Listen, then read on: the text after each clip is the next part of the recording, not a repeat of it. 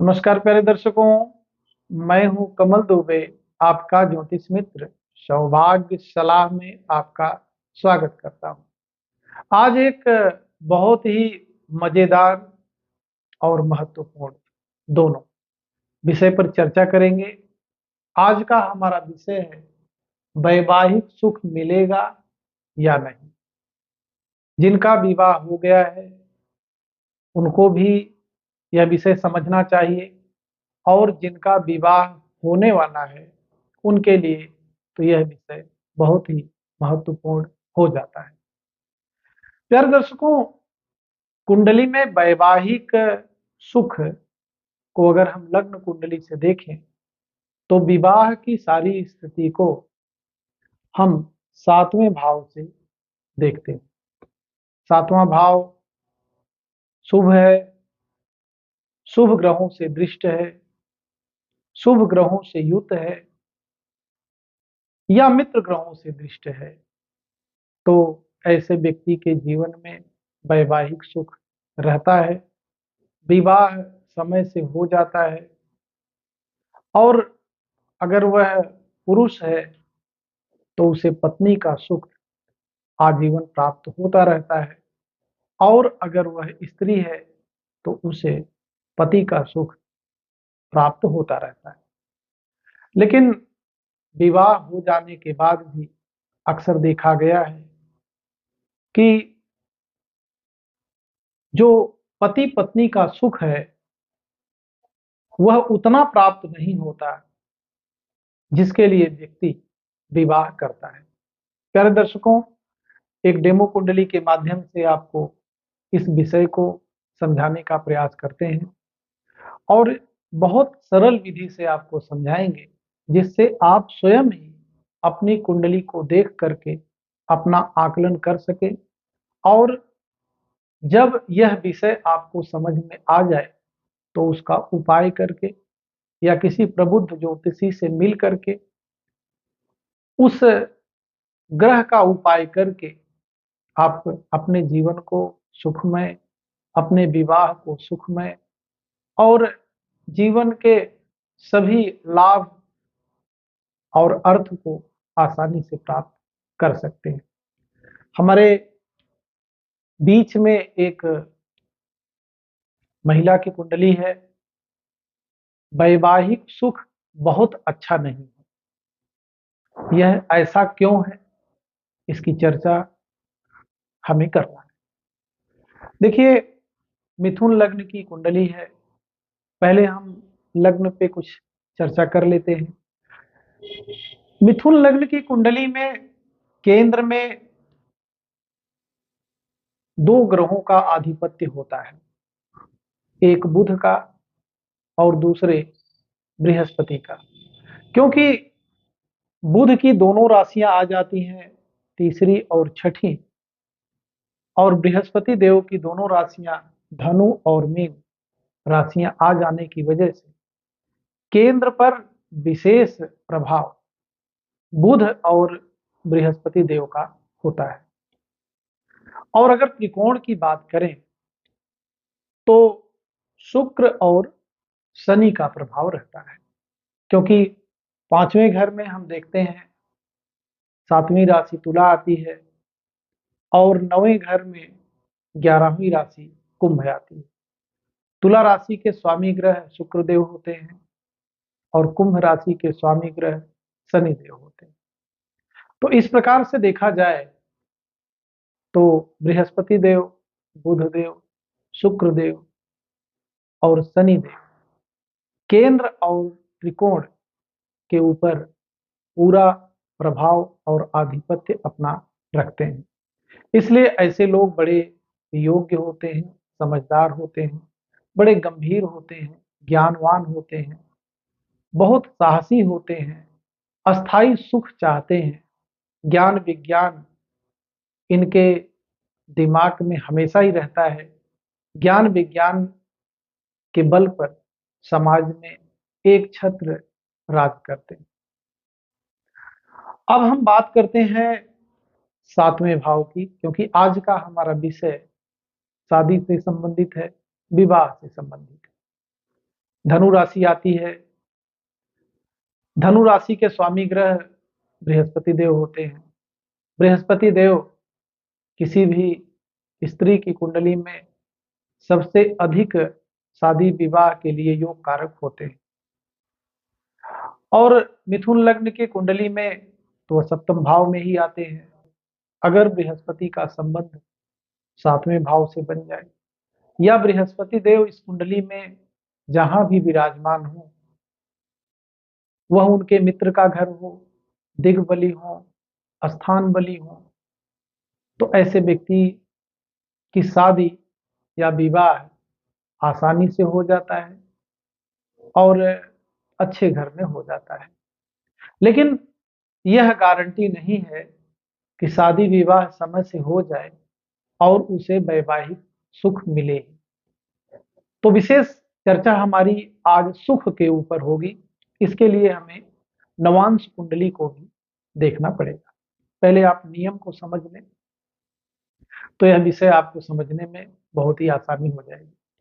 प्यारे दर्शकों, नवांश कुंडली पति पत्नी के संपूर्ण सुख को दिखाता है, क्योंकि यह वर्ग कुंडली है। वर्ग कुंडली में विशेष करके सातवें भाव का एक विशेष एक्सप्लेनेशन है यह नवांश कुंडली। और सातवां भाव हमारे जीवन में बहुत महत्वपूर्ण इसलिए होता है क्योंकि केंद्र का सबसे महत्वपूर्ण भाव है 10वां भाव, और 10वें से 10वां होने की वजह से यह कर्म का कर्म भाव है। इसलिए यह कहा गया है कि व्यक्ति का जब तक विवाह नहीं हो जाता तब तक उसे कर्म का फल नहीं मिलता है या बृहस्पति देव का सुख नहीं मिलता है। तो बृहस्पति देव का सुख प्राप्त करना चाहते हैं तो विवाह तो करना ही पड़ेगा। बृहस्पति देव तभी किसी जातक की कुंडली में प्रभाव डालते हैं जब उसका विवाह हो जाता है। हम सभी जानते हैं बृहस्पति देव धन के, ज्ञान के, संतान के, भाग्य के प्रिंसिपल कारक ग्रह हैं, मुख्य ग्रह हैं। बृहस्पति देव के आशीर्वाद से ही कोई व्यक्ति धनवान होता है, कोई व्यक्ति ज्ञानी होता है, कोई व्यक्ति विज्ञानी होता है, कोई व्यक्ति भाग्यशाली होता है। तो इस प्रकार से बृहस्पति देव की ऐसी महिमा है। इस कुंडली में बृहस्पति देव ही विवाह के कारक हैं, तो ऐसे जातकों का शादी विवाह तो बहुत जल्दी ही हो जाता है। और अगर यहां देखा जाए तो बृहस्पति देव केंद्र के स्वामी होकर के त्रिकोण में विराजमान है, जो कि शनि के घर में है। शनि से इनकी मित्रता है, कोई शत्रुता नहीं है। तो ऐसे जातक का विवाह शीघ्र भी होता है और विवाह के बाद ऐसे लोगों का भाग्य भी चमकता है। भाग्य चमकने का अर्थ सिर्फ इतना है कि ऐसे जातक जीवन में शादी विवाह के बाद ही कुछ अच्छा कर पाते हैं। अब आइए देखें कि इनको इस विवाह का सुख प्राप्त होगा कि नहीं। नवमांश कुंडली में देखेंगे जो लग्नेश है वह शुक्रदेव है, क्योंकि लग्न में दूसरी राशि विराजमान है वृषभ राशि। वृषभ राशि के स्वामी ग्रह शुक्रदेव होते हैं। शुक्रदेव अगर आप देखेंगे तो सातवें भाव में ही विराजमान है। लग्नेश विवाह के घर में विराजमान है तो यह बहुत ही अच्छी स्थिति होती है। लेकिन अगर आप ध्यान देंगे तो यहाँ शनि देव भी विराजमान है, जो कि भाग्य के कारक है। अगर इस स्थिति को देखा जाए तो विवाह बहुत अच्छा होना चाहिए, लेकिन क्योंकि शनि देव पाप ग्रहों में आते हैं, और यह इनका घर है भी नहीं, मंगल का घर है। तो यहां पर शनिदेव विवाह के बाद कुछ न कुछ फूट डालने का काम करते हैं, क्योंकि शनिदेव हर कार्य को विलंबित करते हैं, सुस्त कर देते हैं। और जब कोई भी कार्य सुस्त होता है तो मन में कई प्रकार के ख्याल आने लगते हैं कि मेरा पति कैसा है, उसका संबंध कैसे लोगों से है, कहीं मेरे अलावा उसके संबंध और लोगों से तो नहीं है। इस प्रकार की चर्चा उसके दिमाग में चलने लगती है और पति की स्थिति ऐसी बनती है, क्योंकि अगर यहां से देखा जाए लग्न कुंडली में तो मंगल देव की स्थिति 7वें भाव में है और मिथुन लग्न की कुंडली में मंगल देव 6वें और 11वें भाव के स्वामी बनते हैं, आकर के विराजमान है 7वें भाव में। छठे से छठा होने की वजह से सबसे अधिक मारक अगर कोई ग्रह इसमें बनता है तो मंगल बनते हैं।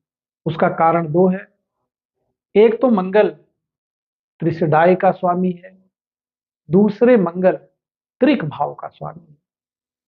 त्रिशदाय और त्रिक दोनों भाव का स्वामी होने की वजह से, छठे और 11वें भाव का स्वामी होने की वजह से मंगल सबसे मारक ग्रह यहाँ पे काउंट किया जाता है। और मंगल के ही घर में शनि और शुक्र और केतु विराजमान है। तो इस शादी में कुछ न कुछ तो विवाद है, कुछ न कुछ तो समस्या है, लेकिन यह विवाह टूटेगा नहीं। क्यों नहीं टूटेगा? क्योंकि 8वें भाव में मंगल देव चंद्रमा और बुध देव के साथ में विराजमान है। बुध देव लग्नेश हैं और चंद्रदेव धनेश हैं।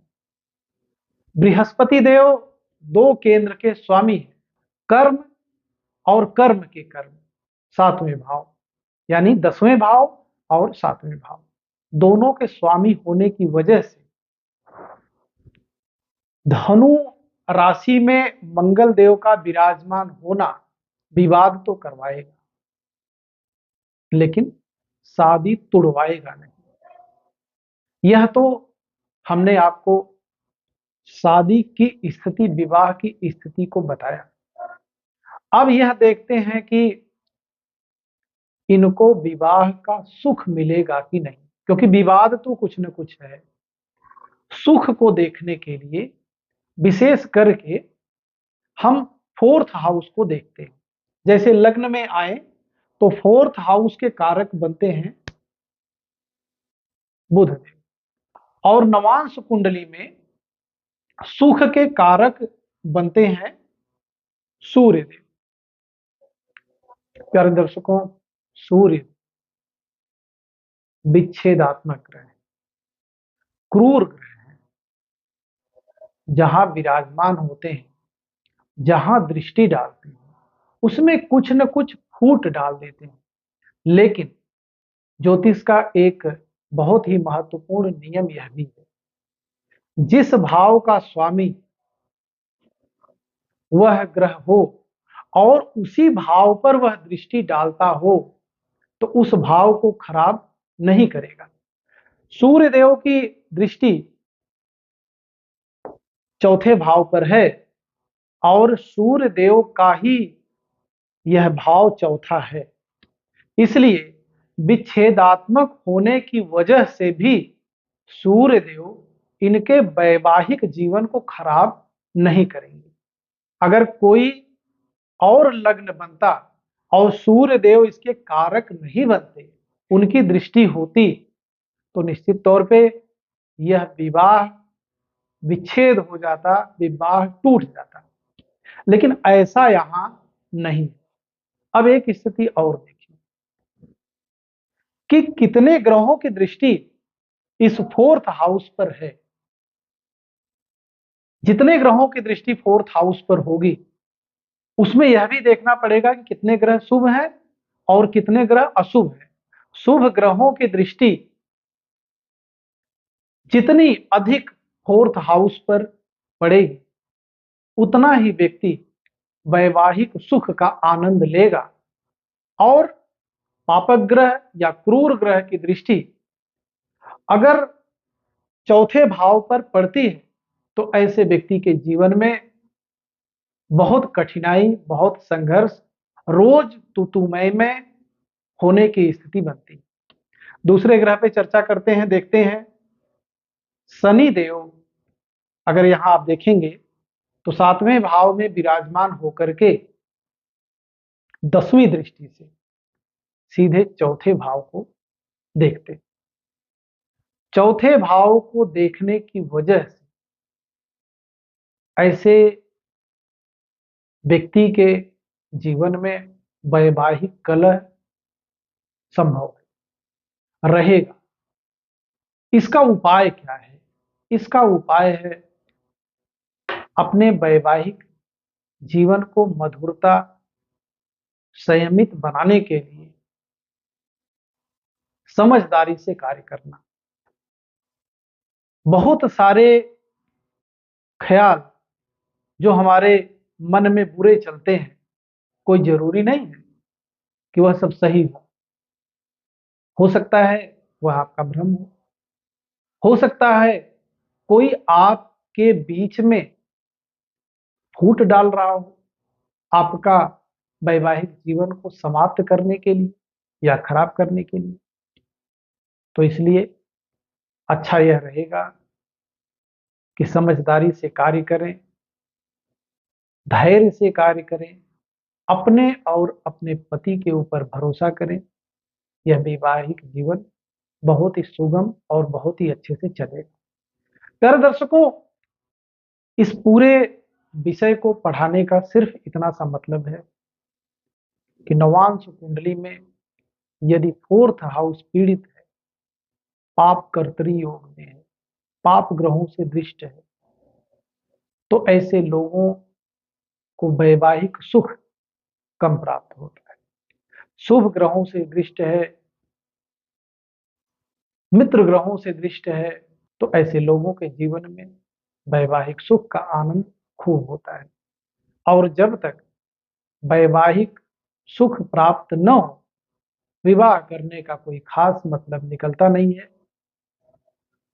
आप आसानी से अपनी कुंडली को खोलिए, देखिए नवांश कुंडली का चौथा घर कहीं पीड़ित तो नहीं, या लग्न कुंडली का चौथा घर पीड़ित तो नहीं, या लग्न कुंडली का 7वां घर पीड़ित तो नहीं, या लग्न कुंडली का 10वां घर पीड़ित तो नहीं।